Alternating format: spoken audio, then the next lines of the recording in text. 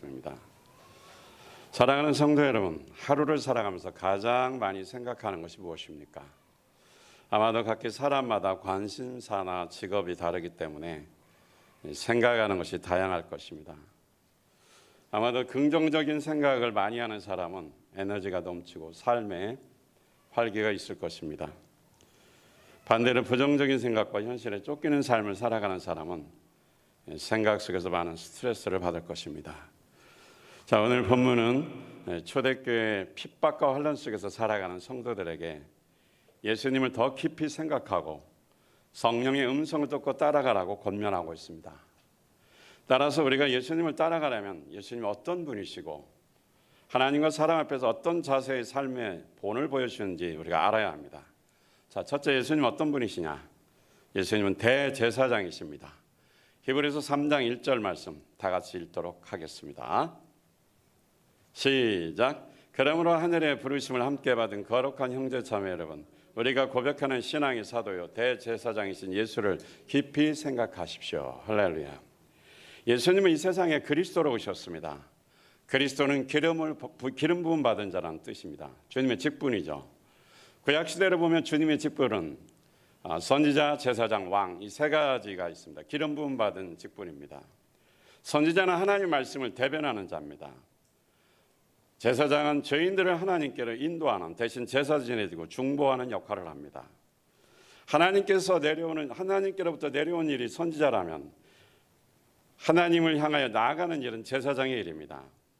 특히 하나님이신 예수님께서 사람이 되셔서 인류를 구원하기 위해 가장 중요하게 감당하신 것이 바로 대제사장 직분입니다. 예수 그리스도는 우리를 하나님께로 인도하는 대제사장이십니다. 주님의 이 대제사장직은 두 가지입니다. 첫째, 자신이 직접 제물이 되어서 완벽한 속죄의 제사를 드리는 것입니다. 제사의 기본은 대속입니다. 하나님께 나오는 죄인들의 죄를 대신 속죄해 주는 일, 그것이 제사장의 첫 번째 직무입니다. 주님은 자신의 몸을 대속물로 드렸습니다. 사도 바울은 이 대속이라는 단어를 이렇게 해석했습니다. 노예를 자유인으로 풀어주는 대신 지불하는 그 값을 지불하는 것, 이것이 대속물입니다. 그러니까 노예를 자유롭게 풀어주기 위해서는 값을 지불해야 된다는 거죠. 그런 것처럼 예수님은 우리가 죄 때문에 형벌을 받아야 할 그 형벌의 그 대가를 예수님이 대신 자기 몸으로 지불하셨다는 것입니다. 그래서 자유를 얻게 한 거죠. 한마디로 죄의 형벌은 죽음입니다. 내가 죽어야 될 자리에 예수님이 대신 죽으신 것입니다. 내가 뭔데? 내가 누구간데? 나를 위해서 목숨 바쳐 대신 죄의 제물로 돌아가시냐는 거죠. 이것이 대제사장이 하신 일입니다. 그러니까 예수님은 제사장직을 수행하시면서 대속을 집행하시면서 대속물 자체라는 거죠. 구약시대에 보면 죄인이 죄의 형벌을 지불하려면 양과 소, 짐승을 대신 어떻게 드렸어요. 그러나 완전한 속죄는 이루지 못했습니다. 그것은 예수님이 오실 것에 대한 모형이었기 때문에 그렇습니다. 짐승의 피를 흘려도 영원히 씻지는 못합니다. 양심까지는 깨끗하게 못합니다. 그래서 어떻게 죄 없으신 하나님의 아들 예수 그리스도를 이 땅에 오셔서 사람이 되신 그분이, 죄 없으신 그분이 내 목숨을 대신해서 자기 목숨을 바친 것입니다. 여러분, 여기서 우리는 죄사함, 구원에 대한 은혜를 체험합니다. 내가 무엇이 간데 나를 위해서 대신 죽어주시고 내 죄의 형벌을 대신 대가를 지불해 주시고 죄 없다 인정하시고 나를 살려주시냐 이 말입니다. 예수가 죽지 않았다면 내가 죽어야 됩니다. 여러분, 이게 가슴에 와닿지 않은 사람은 구원의 확신이 없는 사람, 구원을 잘 모르는 사람입니다. 그러니까 어떻게 배은망덕하게 살 수밖에 없는 거예요. 오늘 우리는 이 본문 속에서 내가 누구건데 나를 이처럼 사랑하사 날 대신해서 내 목숨 바치시고 나를 살려주셨냐 말이에요. 내가 죽어야 되는데 자기가 죽고 나를 살려주셨어요. 이게 하나님의 극진한 사랑입니다. 이것이 대속물의 은혜라는 거죠. 세상 죄를 지고 가는 어린 양으로 오셔서 우리를 대신해서 어떻게 해요? 완벽히 속죄 제사를 자기 목숨을 바쳐서 드려주셨습니다. 두 번째는 죄인과 하나님 사이의 중보자입니다. 성령님, 예수님의 그 별명 중에 하나가 보혜사죠. 성령님은 다른 보혜사고요.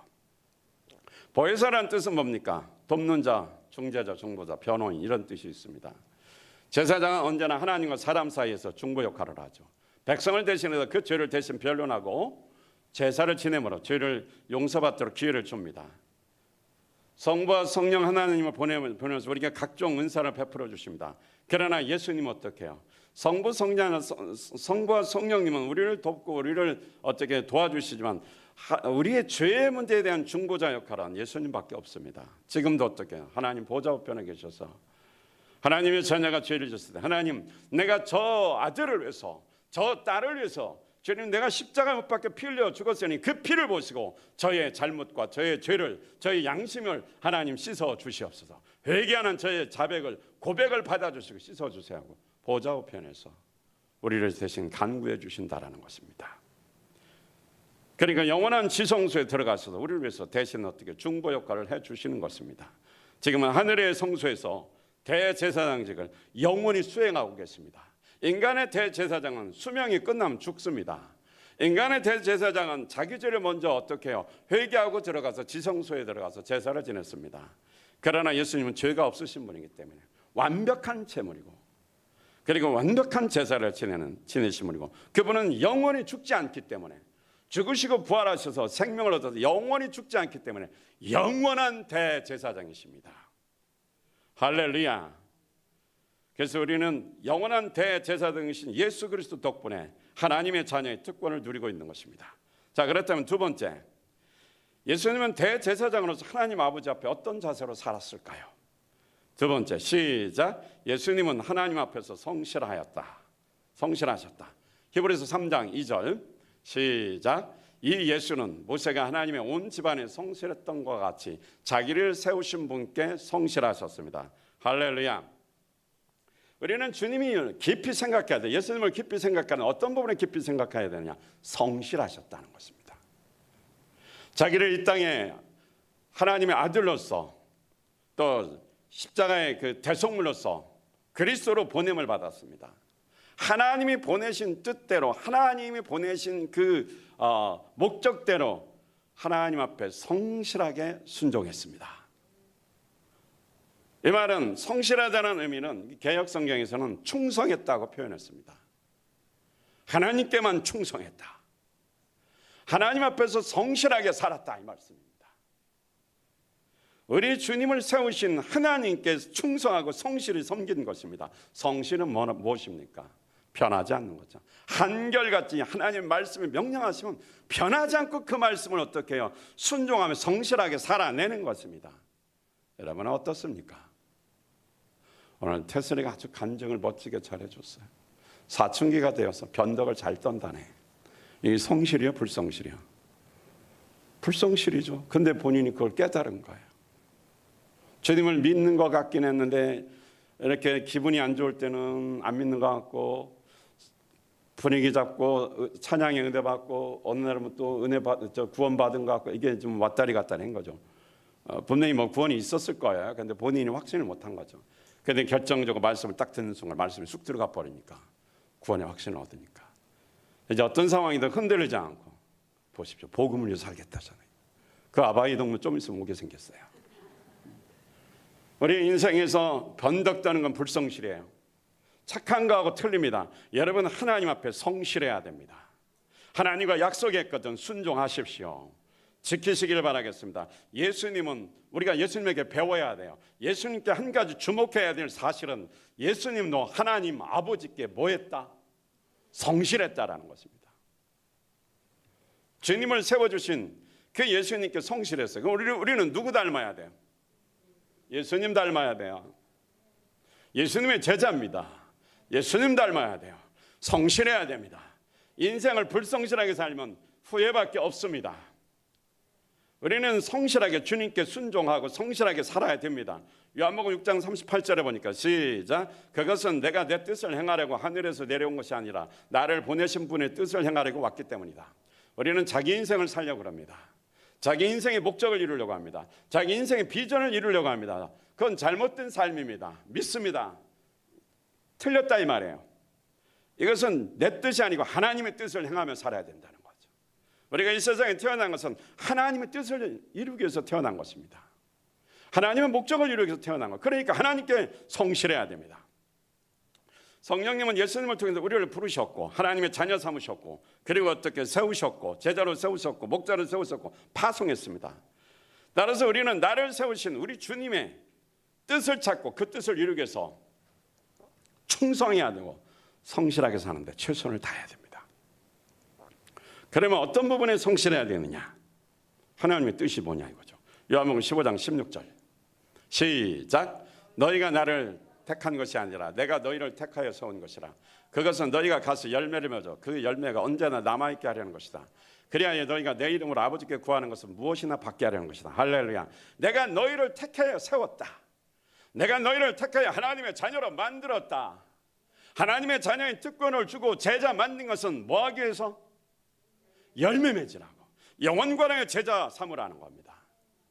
그것이 하나님 나라 확장하는 것입니다. 우리 이 땅에 하나님 나라 건설을 위해서 왔습니다. 하나님 나라가 임해야 됩니다. 하나님의 나라는 그 나라의 왕은 하나님이시고 그 나라의 시민권자는 예수 믿고 구원받은 자입니다. 그러면 하나님의 나라를 이루려면 사단에게 뺏긴 영토를 점령해야 됩니다.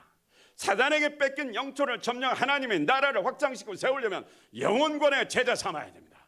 하나님 나라를 세우고 점령하려면 뭐야? 사단의 나라를 침투해야 됩니다. 침투하는 비결은 전도입니다. 믿음은 방어입니다. 복음은 공격입니다. 영혼을 살려내야 하나님 나라가 이루어지는 것입니다. 후퇴하면 안 됩니다. 뒤로 물러서면 하나님 나라가 줄어들잖아요. 천국 가서 창피하잖아요.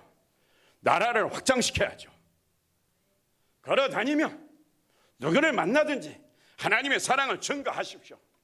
그것이 하나님의 나라가 임합니다.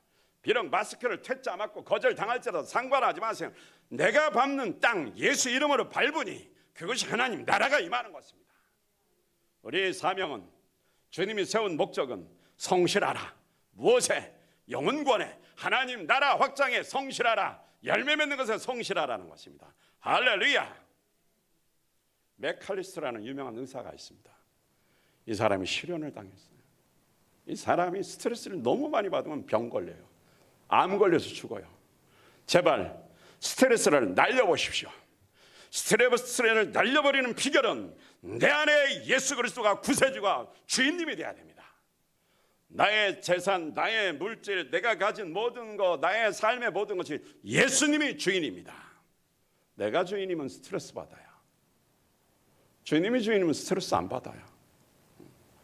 여러분 너무 집 넓은 데 가려고 애쓰지 마세요.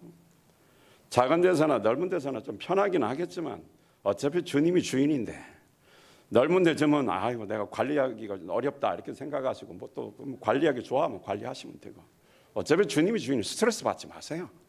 주시면 감사하고 또 안 주시면 있는 대로 살면 되죠. 뭐 이렇게 사서 고생을 하고 스트레스 받습니까? 예수 안에서 행복하게 사시기 바랍니다. 스트레스 받으면 반신불수가 됐어요. 의사인데 여자가 발로 찼다고 아유 정말 세상말 창피해.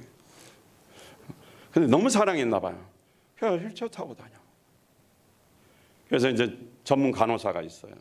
이 사람은 그냥 기회만 있으면 자살을 하려고 해요. 기회만 있으면.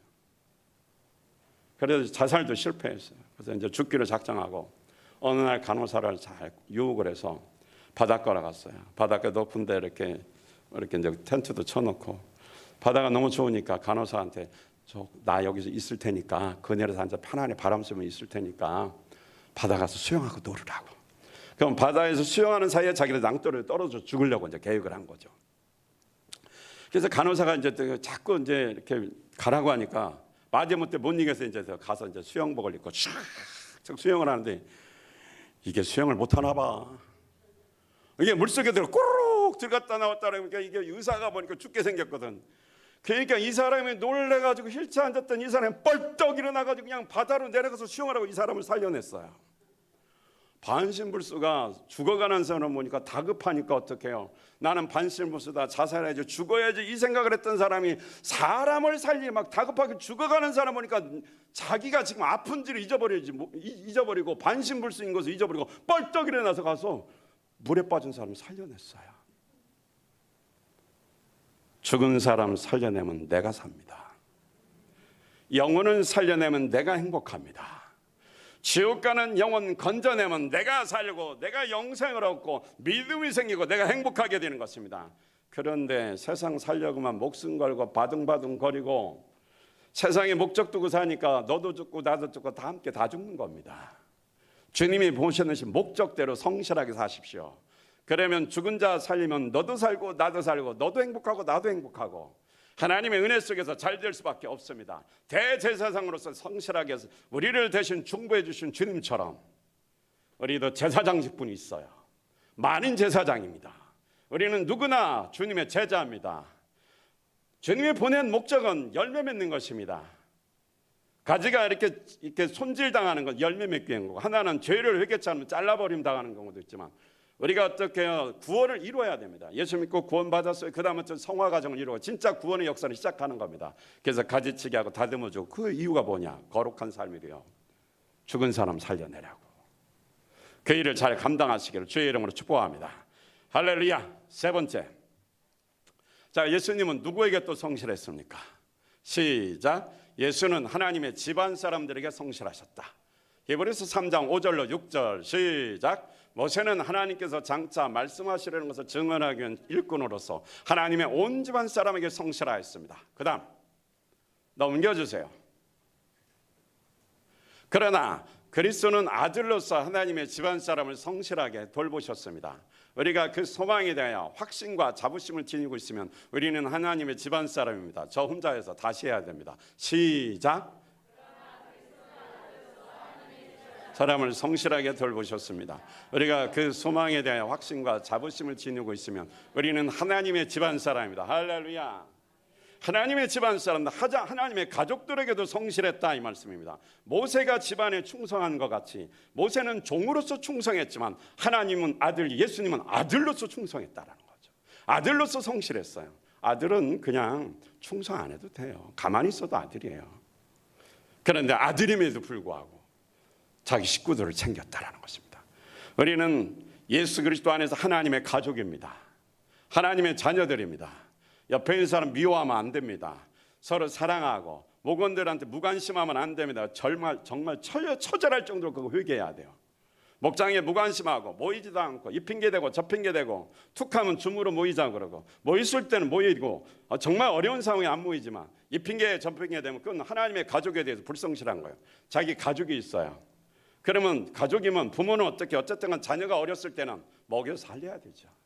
근데 아버지가 맨날 술에 도박에 아버지 노릇 못하면 그건 불성실한 거잖아요. 자식이 있으면 먹여 살리고 또 어떻게 해요? 그래도 대학까지는 가르쳐주고 그 다음에 지가 알아서 살라 그래야지. 가르치지도 않고 먹이지도 않고 지가 알아서 살래. 그건 무능한 겁니다. 오늘 한국은 너무 좋아요. 국가에서 장학금 주죠, 돈 주죠, 다 주기 때문에 그냥 성실하게만 살면 다 살 수 있어요. 아멘을 안 하는 여러분, 불성실의 죄를 회개하시기 바랍니다. 이런 것처럼 어떻게 해요? 진짜 가족은 하나님의 가족이에요.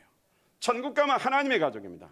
가족이 함께 살아도 예수 안 믿으면 한 사람은 지옥 가고 한 사람은 천국 가요. 우리는 천국의 가족, 하나님의 나라의 시민권자가 진짜 가족입니다.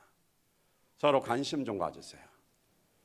안 보이면 왜 안 보이는지 인사도 좀 하시고 좀 물어보기도 하시고, 병원에 있는 사람 카톡이라도 좀 보내주시고, 요즘에는 뭐 커피 배달도 카톡으로 되더라고. 신방 못 가면 그냥 좀 관심 있으면 다 보내면 너무 많으니까 목장 식구들이라도 얼마든지 할 수 있잖아요. 그러니까 아마 요즘 제가 신방 안 가고 직접 받는 분이 훨씬 기분 좋을 거야. 제가 몇 사람을 이렇게 시험해 보니까 그게 훨씬 나은 것 같아. 어차피 면회 못 가는데. 하나님 가족에 관심 가져야 돼요. 그리고 정말 온라인으로 예배드리는 거 너무 감사하네. 그렇게 오랫동안 목사님 얼굴을 직접 대면하지도 않고 성도도 보지 못하고 궁금하지도 않아요. 그건 불성실한 거에 좀 그래도 어쩌다 한번 못 이기려서 몇 번이라도 좀 나와줘야 되지. 안 그러니? 하나님의 가족이니까요. 예수님은 어떻게 해요? 아들이심에도 불구하고 모세는 종이니까 어쩔 수 없이 해야 돼. 하라면 해야 돼요. 그런 아들은 자발적으로 했어요. 골로새서 3장 22절 23절 보겠습니다. 다 같이 시작. 종으로 있는 여러분, 모든 일에 육신을 주님께 복종하십시오. 사람을 기쁘시게 하는 자들처럼 눈가림으로만 하지 말고 주님을 두려워하면서 성실한 마음으로 하십시오. 무슨 일을 하든지 사람에게 하듯이 하지 말고 주님께 하듯이 진심으로 하십시오. 할렐루야. 우리는 교회 일, 찬양 일, 그리고 청소하는 일, 목장 모임, 예배, 전도하는 일, 밥 먹는 일, 설거지하는 일, 방 청소하는 일, 직장 생활하는 일, 누구한테 하듯 하라고요? 권능아? 죽게 하듯이. 공부하는 일, 어디 갔어? 이현주. 주님께 하듯이. 그렇게 게을러 터지면 안 되지. 또 어디 갔어? 유주은이. 또 어디 가서 고3짜리들. 예, 고3짜리들 공부 좀 해라. 주님께 하듯 해야지. 주님께 하듯, 예수님께 하듯 해야죠. 또 이 말 했다가 또 반항할라. 아주 무서워. 왕이셔, 왕. 요즘 우리 애들이. 뭐든지 예수님께 하듯 하면 성실하게 하는 거죠. 사람에게 대하듯 하지 말고. 우리는 하나님의 자녀이면서 동시에 종입니다. 예, 헬라어의 하나님의 자녀라는 의미, 종이라는 의미가 하나님의 자녀이면서 종이에요. 그러니까 자녀지만 종처럼 사역하는 거죠. 그러니까 그냥 노예가 아니에요. 대통령의 비서와 저기 조그만 중소기업의 비서하고 수준 차이 나이 안 나요. 나의 우리는 왕이신 하나님의 비서, 하나님의 종하고 수준이 다른 종이에요. 그러니까 자녀의 특권을 가진 종이란 말이죠. 그래도 종은 종이요. 그렇죠? 성실하게 해야 된다라는 것입니다. 사람에게 하듯 하지 말고 하나님을 기쁘시게 하는 것처럼 하면 뭐든지 성공합니다. 우리는 모세의 종 여호수아를 압니다. 모세가 얼마나 성격이 까탈스러운지 몰라요. 정말 세상만은 정말 성질 더럽게 생겼어요. 그거는 그렇지만 하나님만 말씀 앞에는 단호합니다. 성격은 좀 더러운데 까다로운데 목숨 걸고 하나님 앞에 기도합니다. 이 백성 살려주세요. 목숨 걸어버려요. 십계명 받으러 갑니다. 40일 금식하고 받아냅니다. 가서 와서 너무 성질나서 백성들이 우상 숭배하고 금송아지 만들어놓고 춤추고 보니까 꼴이 아니에요. 너무 화가 나요. 뭐 그럴 수 있어요. 진짜 나는 모세 심정이 조금 이해가 갑니다. 그렇게 기도하고 했는데 정말 와 보니까 완전히 하나님 없어. 얼마나 성질나겠어요. 그래서 그냥 돌판에 던져서 깨버리고 3,000명 죽여버렸어요. 하나님을 죽이라고 그랬죠. 그거는. 그리고 또 다시 올라가. 또 목숨 걸고 40일 금식하는 거죠. 그리고 또 십계명 돌판 깎아서 만들어 오는 겁니다. 그게 아마 세 번째라는 뭐 그런 이야기도 있어요. 그러나 성경은 뭐 두 번째예요. 그 내용을 깊이 보면 이제 뭐 세 번째, 네 번째 이렇게 40일 금식한 정황이 있지만 정확하게 눈에 확실하게 말하는 건 두 번인데. 그러니까 그간 백성을 살리기 위해서 구원시키기 위해서 목숨 바쳐버립니다. 금식은 왜 하느냐? 백성을 구원시키려고. 교인들이 구원받도록 믿음의 변화가 일어나도록 회개하도록. 물론 첫째는 내가 회개하는 거고 그 일을 위해서 하는 것입니다. 잘 먹고 잘 살려고 하는 것도 아닙니다. 그래서 모세는 이렇게 온유하자 그랬어요. 죄에 대해서는 단호하고 영혼권에 대해서는 사람에게서는 부드러운 사람이죠. 그렇지만 성격은 좀 까탈스러웠어요. 좋을 때도 있지만 안 좋을 때는 엄청 까다로워요. 변덕도 심했어요. 지도자 성격일 수도 있습니다. 그렇지만 여호수아는 그 까다로운 모세를 수종 들었다고 그랬어요. 40년 동안. 아침 저녁으로 이렇게 변덕되는 일 얼마나 비유를 잘 맞추고 수종 들었는지 하나님도 감동했어요. 그는 처음부터 리더십이 없었던 것 같습니다. 순한 사람이었어요. 담대함도 부족했던 것 같습니다. 그런데 40년을 그렇게 한 사람을 순종하는데 이 하나님의 사람에게 성실했더니 나중에 후계자를 찾을 때 뛰어난 사람도 많은데 하나님은 여호수아를 딱 점 찍어놓고 여호수아에게 안수해라 넘겨줬어요. 모세는 가나안 땅도 약속의 땅 못 받았어요. 그런데 하나님 앞에 늘 기도하고 성실했을 뿐만이 아니라 모세를 성실히 의리를 지키며 섬겼던 그 사람 배신 안 했어요.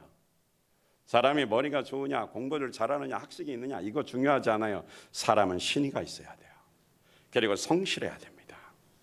하나님과 사람 앞에 어떤 상황 속에서도 성실한 사람, 그 사람을 하나님이 세우시고 쓰시는 것입니다.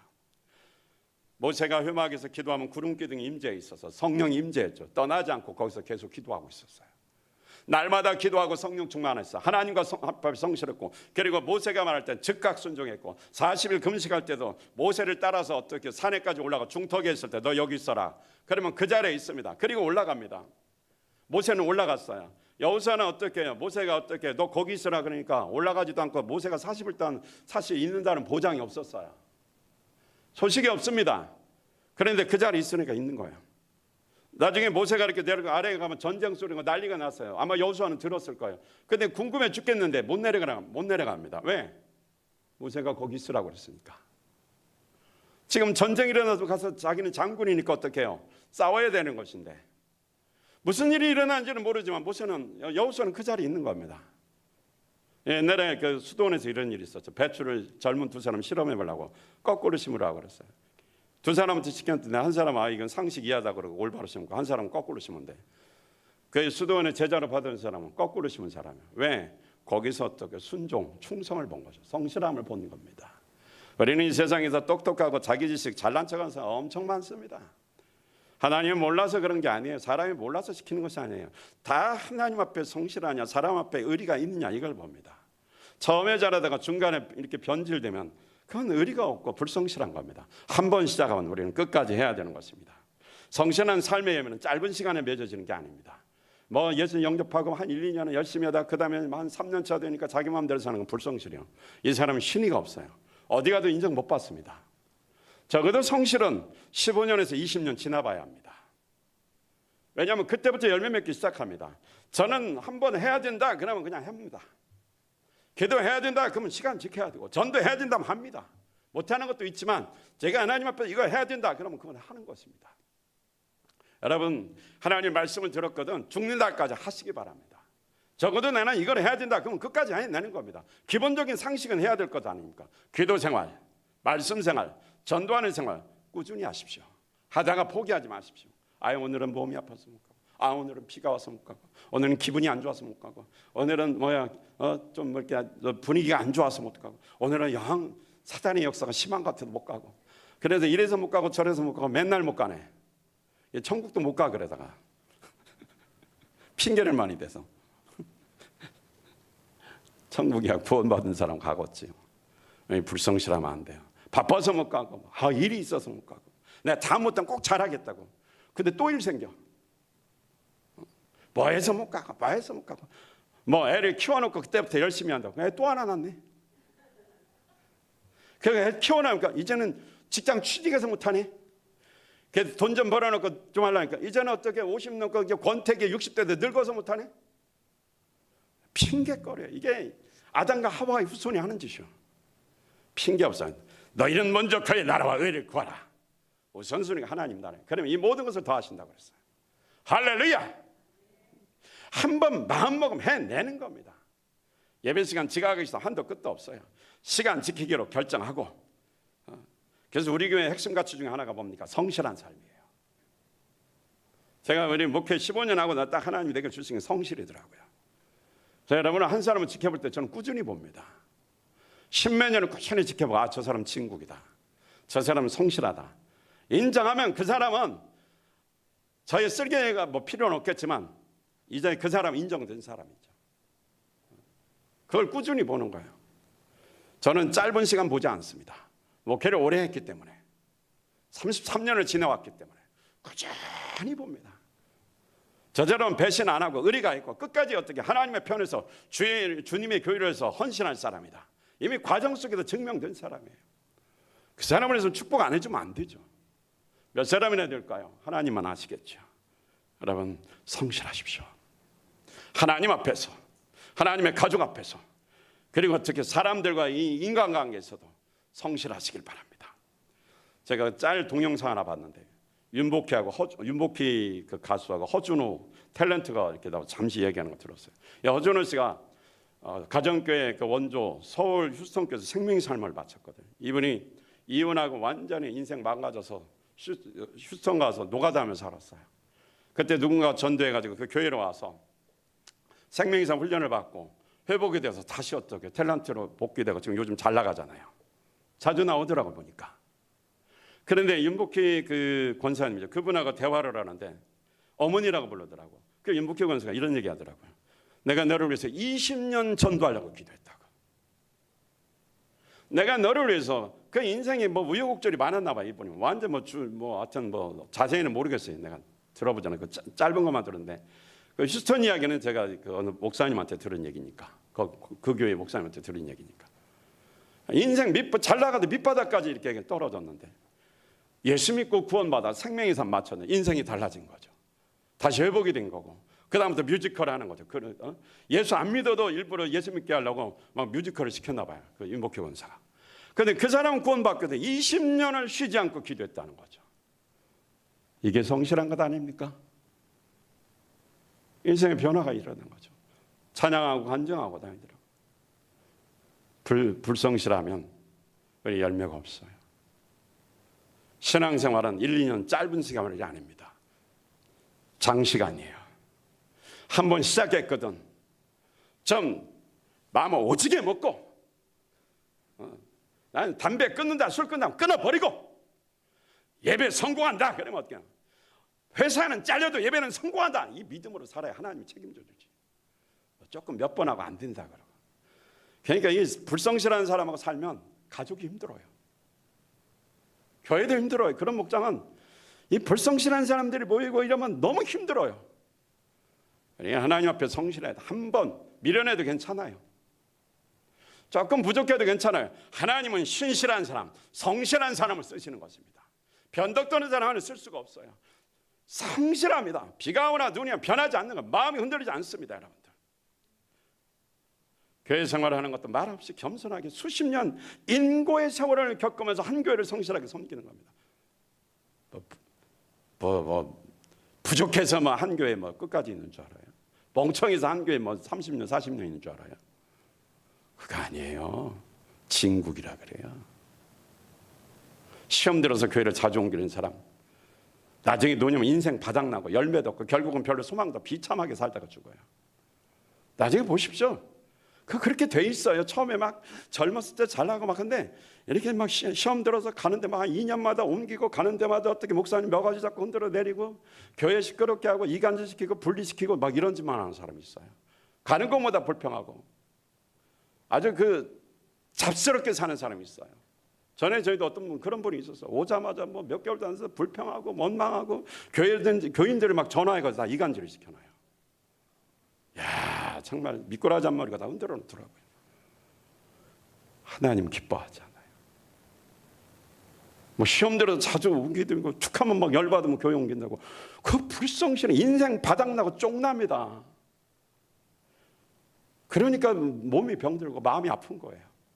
여러분 성실하십시오. 하나님 앞에, 사람 앞에. 그러면 뭐예요? 인고의 세월이 있어요. 고난도 있고 힘든 것도 있지만 참아내야죠.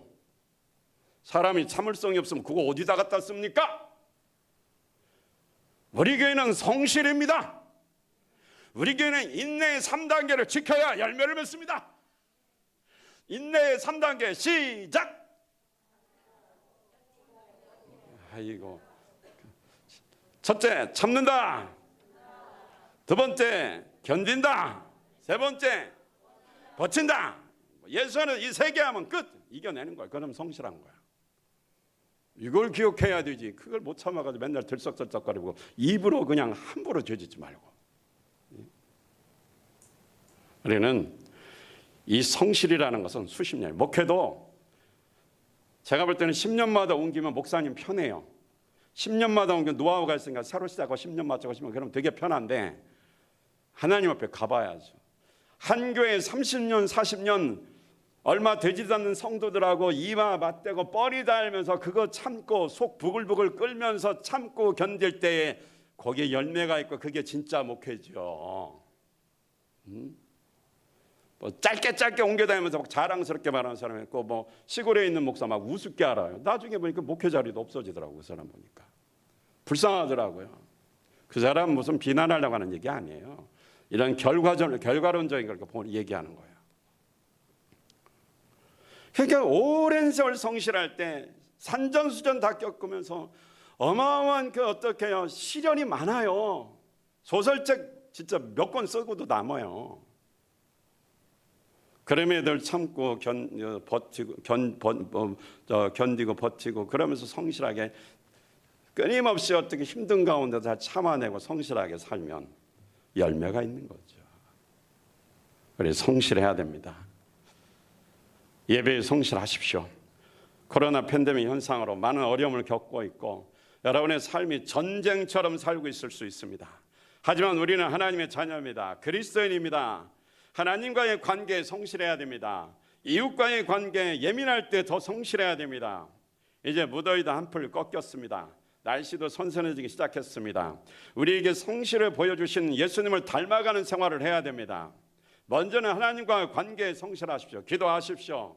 말씀 생활하십시오. 말씀에 순종하십시오. 하나님이 하라는 거 열매 맺는 일을 성실하십시오. 인간관계 한 지체의 공동체로서 멤버들과 목원들과 교인들과 목사님들과 선생님들과 관계 좋아야 돼요. 여러분 목사님하고 관계 좋아야 돼. 목사님들하고 그래야 은혜 받아요. 이게 담치고 겉으로는 괜찮은데 항상 담이 있어요. 은혜 못 받아요. 항상 뒤로 빼고 비협조적이고 그게 이미 담친 거예요. 이 사람 은혜 못 받아요. 이게 불성실한 겁니다. 문제 있는 건 없어요. 인간관계에 문제 있는 건 없어요. 문제 있을 수가 없죠. 뭐 부딪힌 적도 없고 대화해 본 적이 별로 없으니까. 근데 항상 가려. 그게 문제예요. 항상 죄를 회개 안 하니까 뒷전으로 물러나. 뒤에서 비난을 했거든요. 나는 못 들었지만. 그게 느껴져요. 자기가 아는 거죠. 그러니까 자꾸 쭈삣쭈삣해요. 회개하고 털고. 이게 어떻게 해야 돼요? 열고 하나님의 말씀에 은혜 받아야죠. 자꾸 사람 생각하면 은혜 못 받아요. 그래서 관계가 좋아야 됩니다. 그러면 어떻게 해요? 은혜 받으니까 말씀이 나를 움직이는 거예요. 그러면 성실하게 살게 되는 것입니다. 할렐루야. 그리고 영혼의 열매가 있고 삶의 보상과 은혜를 받게 되는 것입니다. 그래서 한마디로 우리 파워포인트 맨 마지막 보여주시기 바랍니다. 시작. 다시 시작. 성실한 사람은 하나님께서 성공시켜준다. 할렐루야.